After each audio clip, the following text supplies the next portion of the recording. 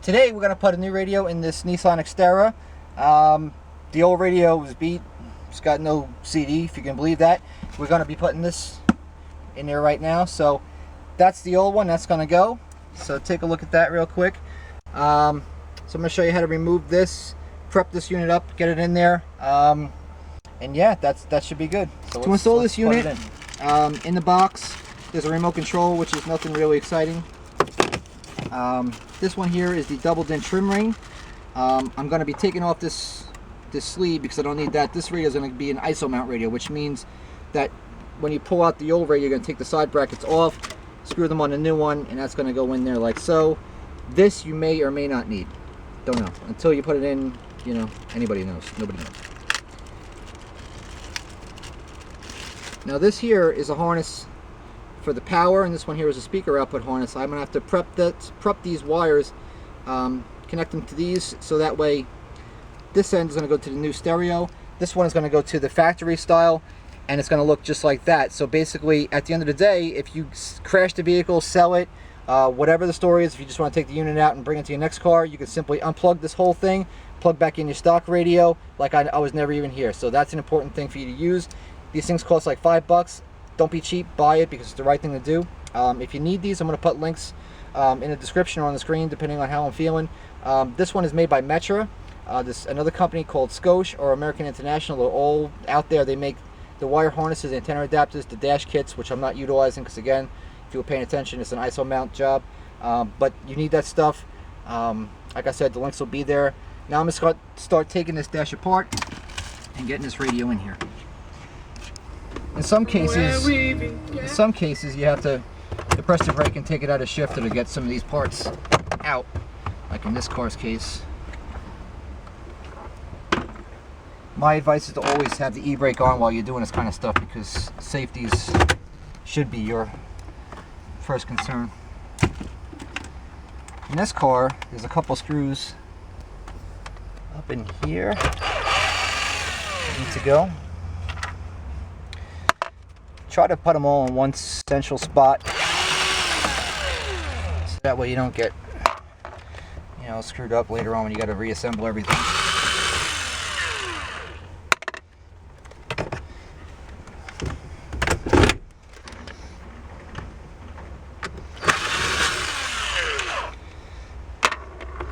All right. It should pretty much do it. Fungal, I hate those. Alright, so this whole thing is gonna pretty much just pull it out, man. That's all there is to it. Back in here, this should be just a couple.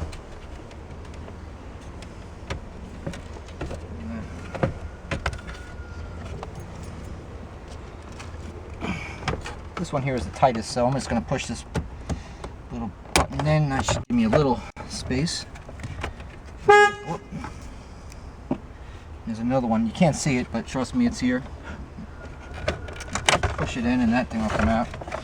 There you go. There's your dash. Now you just got to throw the radio in there and you're done.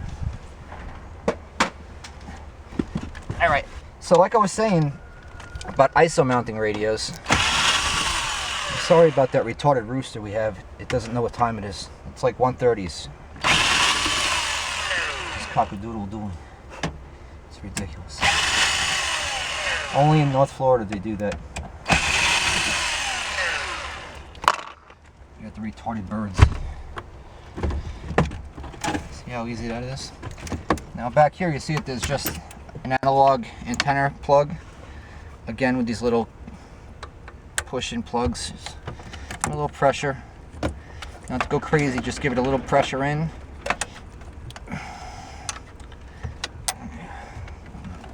Sometimes I like to fight a little bit, but that's okay. So that's pretty much it. So like I was saying, the harness adapters that we're using, these ones here for Nissan, you see how they just kind of go like that. Real nice. That's for your speakers and there's for your power. Just plugs right in. So like I said, when you get times to trade your vehicle, and you can simply unplug these, keep your factory radio obviously, When you're ready to just plug them back in, plug this back in, put your radio back in there, take your good stuff out, and nobody knows nothing. So now what we're going to do is I want to set up the mounting brackets from this radio to the new stereo. Now you'll notice on here, this one says R for right, and you got L for left, so that's important. And of course they have these complicated Torx screws to make my life fun. For these Torx bits, if you don't have a Torx driver, it's okay. These work fine, these hex ones. Just put it on there, and it'll back out perfectly. See how easy that is? Because I know a Torx bit is not in everybody's tool chest, so there's a little tip for you. Okay, so these here are the tab locks for this mounting sleeve, which we're not going to use. Just bend them out. Get that thing out of there. Now you'll see that there's all these holes lined up on the side of this unit. This is my right side, so you're going to basically just want to mirror what you did on the old one.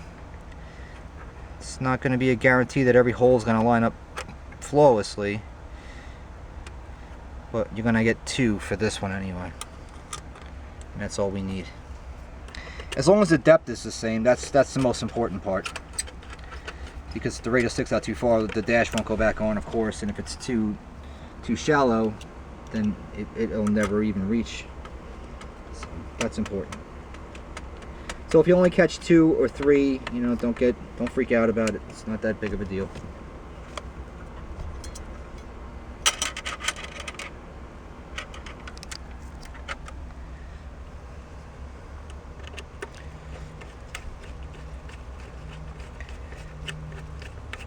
And again, if you can utilize the old screws or you can use the new aftermarket screws, it's really depending on you. This particular unit, the Soundstream unit, did not come with any hardware, so I'm just going to go with these, and they always fit like they should. And there you go. So there's your unit with your ISO mount brackets on it. So now what we got to do is just do the wire harness, mount it up, just put the screws in, turn it on, and just have some fun playing with your new stereo. That's all there is to it. So now I'm just going to grab all my harnesses, and again, just because I'm not using those 4 screws doesn't mean just go crazy and fling them down the road. Don't do that. Not until you're done.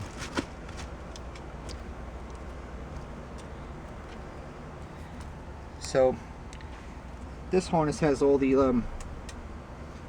they're kind of like pre-stripped, which is cool. But on the other side, the stereo side, it's not the case. So what you're going to want to do is, if you're using a stripper like this, you know, you're going to want to set it to the number 18 or 20 is pretty good, because these here are about, they look kind of like 20 gauge, but for old pros like me, I just do it, you know, this way, because I have no fear. And that's pretty much what you need, about a 1/4 inch or so, maybe a little bit more. And just do that for all your wires. Now, on the speakers, you're going to have 8 wires, which is the white, black for the front left, I'm sorry. Grays and gray black for your front right. You're going to have purple and purple black for your rear right, and then you're going to have green and green black for your rear left. So of course you're going to need all 8 of those speakers, all 4 pairs. But on the other power harness, that may not be the case, and every stereo is different. But uniformly in aftermarket stereo installations, these wire colors are pretty much standards. The speakers, those 8 that I already talked about, that never changes. However, red accessory, yellow for your constant, orange is for your illumination, orange black is going to be for your dimmer. Some cars have it, some don't. If you don't have it in your car, just insulate it with a crimp cap or a butt connector or a tape, whatever you're using, and leave it alone. If you have blue and blue-white and you're not utilizing an amplifier, or you don't have a power antenna, same thing, just cap it off, don't worry about it. Because there are going to be, in most people's cases, there's going to be wires that you're not going to have to use. Mute wires, amp wires, power antennas. I mean, you never see power antennas on cars these days. It just doesn't happen. Some cars do have active glass antennas.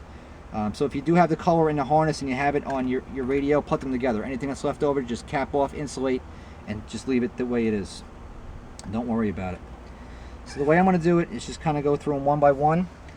I twist them color to color, blue to blue. Doesn't matter any order because nothing's plugged into any unit, so it doesn't really make a difference. But you'll see, and just do what I do, and you'll be fine. Yellow's your constant, black's my ground. Also, some cars have a black-white, which is an auxiliary ground or an amp ground, they're called in some cases. If you have a black-white, just put it to your black ground. Nissans, like this one here, which is not a really late model, actually will get ground through the brackets on the unit. So when it actually gets screwed into the dash, the sub dash, that's how it actually gets its ground. So if you don't have a black in your harness, like in a Chrysler or some Dodges, Nissans, there's some Toyotas, there's all kinds of cars out there running around that are like that. So if you don't have a black, that's the reason why you don't have a black. It's not because your car is broken. It's supposed to be like that. So here's orange and orange, and again, if you have an orange or an orange black, make sure you pay close attention, because black, the one with the black stripe, can be the difference between a dimmer, so that way the illumination will actually, get less to most, dimming capabilities through the switch, or the parking light switch, which will actually just dim it entirely when you turn the switch on at nighttime, so it's not like blinding you when you're driving at night. So you don't want to connect a dimmer to illumination or illumination to a dimmer. There's a big difference. Like you see, I have an orange here, and you see on this stock harness I have an orange with a black. That's the difference. This car doesn't have a dimmer. You're just going to have a standard illumination wire. That's what I'm going to use. This one here from the car side, just like I said, insulated. Don't worry about it. You don't need it. And again, this aftermarket harness, I have a blue-white. Don't need that either because there's no blue-white on the harness. So again, it's just another example of just not using it. I get people all the time ask me, it's like, well, why do I have these extra wires? Where do they go? The truth is that they don't go anywhere. Not everything has to go somewhere. Okay, so there's my two Metro harnesses that are going to the car side. These are the two to the new stereo side. Over here I have some crimp caps. If you're wondering what gauge they are, they're standard 22 to 18 gauge crimp caps. We sell them. I would like to think that you would come to my site and buy them from me, because I would appreciate that. However, if you don't buy them from me, they probably won't work as good as mine, because I didn't get paid for them. I'm just kidding. Now what I'm doing is I'm just basically crimp capping each wire color to color as I go through them. So this does a couple things. It protects everything, it insulates the wires, it secures a nice good connection. It's quick, it's easy, it's cheap. I mean, it's a real joy. And like I said, some of these wires you're not going to need to utilize, so you just do one of these deals. Cap it off, insulate it, and that's it, man. Don't worry about it. If the vehicle manufacturer needed the connection, they would have put it in the harness. But in the case if I was adding an actual aftermarket amplifier for the system, that blue white I would use, of course, to turn on the amp, and I would have extended that wire out to wherever the amp was mounted. But since that's not the case, just insulate that sucker. And these things are a lot easier for newbies than using butt connectors, because on a butt connector is two crimps, and it's a lot more challenging, to squeeze it, because believe it or not, unlike crimp caps, which are one solid round piece of metal, in a butt connector, it's like a cylinder and has a break in it. And on a crimper, most people don't even know how to use a crimper and put the crimp press part of the tool onto the right part of the butt connector, and then they wonder why the wires fall off in the dashboard when they hit bumps. That's why, because people don't know what they're doing. When you use a crimp cap, not only is it quicker and better and cheaper, but it's fail-safe. It's foolproof. I'll put it to you that way. So everything is all done. All the wires have been capped off or connected in some fashion. So what I'm going to do now is I have a few wire ties. These are the two harnesses that are going to the car side. Oh, I missed a wire. See that right there?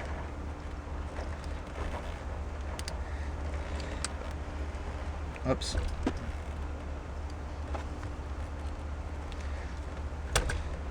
So we're going to have one there. And these two are going to the radio, of course.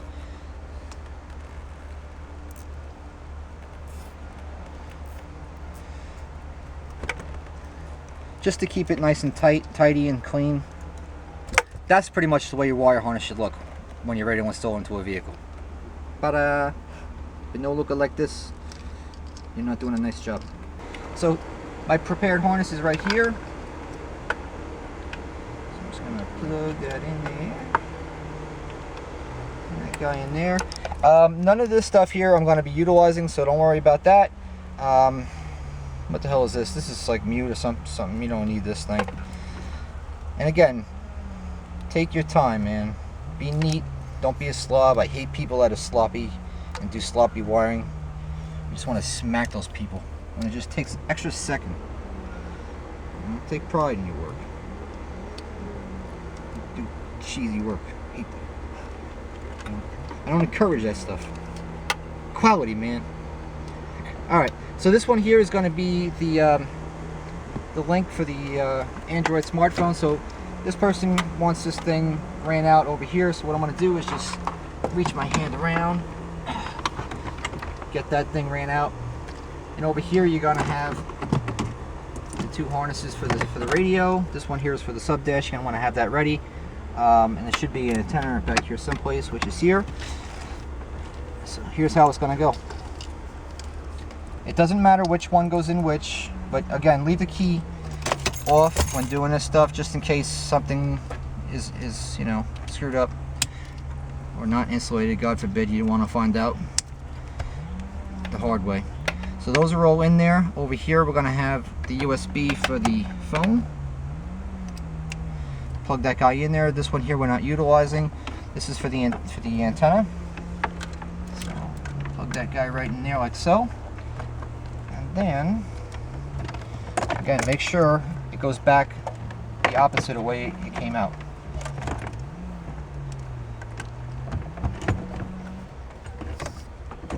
This plug you want to leave accessible. Actually, where the hell was this? Maybe this was down here. Actually, I think it was. I think I'm trying to put it someplace it doesn't even belong. That guy goes down here. Okay, so we got that. Everything here is cool. Slide that right in there. You got to notice that those two little like knobs click onto here and they hang on to the unit like so. So it should kind of be exactly the same depth. It should look exactly the way the old radio was. And then you're just going to take your drill, put those screws right back in there. Just one is good for now, just to make sure it's all cool. Test everything out before you button it all up. So that's what we're going to do right now.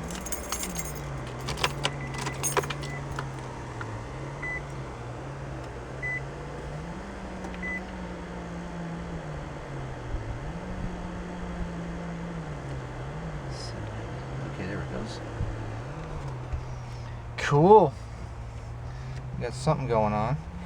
Radio's on. We got some static. Oh yeah! Yeah, boy!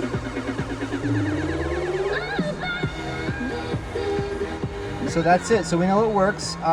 After I get this thing all buttoned up, I'm going to pair the Bluetooth, test out the phone, do the whole thing, make sure that, you know, it's all good. If you wired everything properly, like I taught you, that's what'll happen. Don't be like one of these knuckleheads that puts red to yellow and yellow to red because they feel like it. Colors matter. They're like that for a reason. The illumination, if you connected it, test that. Make sure your amp turn on. If applicable, works. Check your reverse gear if you did your reverse camera input. Make sure everything is done, working, functioning properly 100% before you drive off, because this is the time when bad things happen. Usually is in the first 10 seconds of your new installation. So I'm going to button this all up, and that's pretty much it. I'll show you what it looks like in a second. Get your radios in there. Oh, what's your phone? Do you have your phone? It's in the office. I'll go get it. Alright, so I got my two plugs in, the one below and the one above. Just take your time. Make sure that your cable for your phone is all loose. It's got some, some slack. It's not going to get snagged up or anything. It'll look clean when you run it out. Just reinstall your dashboard exactly the way you put it back in. And whenever you're doing this, it's always good to make sure you start at the top and work your way down, because for some reason it's just how manufacturers build their cars. Is something I've noticed over the years. And Always clips all go in the same direction. It's always like that. And again, I put my car out of gear so that way I can access and get this big old drill of mine up in here. And again, test all your, even though I know I didn't mess with any of these AC controls and blowers or any of this crap, test everything, because if it's for someone else, you know, better off that you find out that something screwed up before you give it to your friend, or your girlfriend, or your customer, God forbid, before the case. Because if there's nothing broken, there's nothing to fix. Alright, so this part's all done. I'm going to plug in this phone.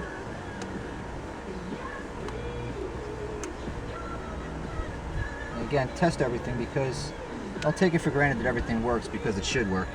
And then again, when I click this dashboard back on there, you'll notice that I didn't really necessarily need this trim ring. This trim ring is for like a flush mount, like if you were mounting this with the sleeve, like you cut a hole and you would click this on top. In this vehicle, the ISO trim ring is not required, so I'm going to give it to the person who's going to get this unit, because again, they may need it down the road, but right now in this car, not needed. But if you did, you could use it for that application. I'm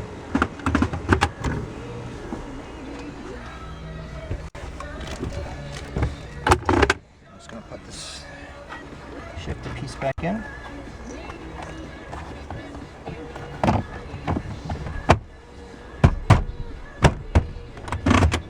And there you go. It's done.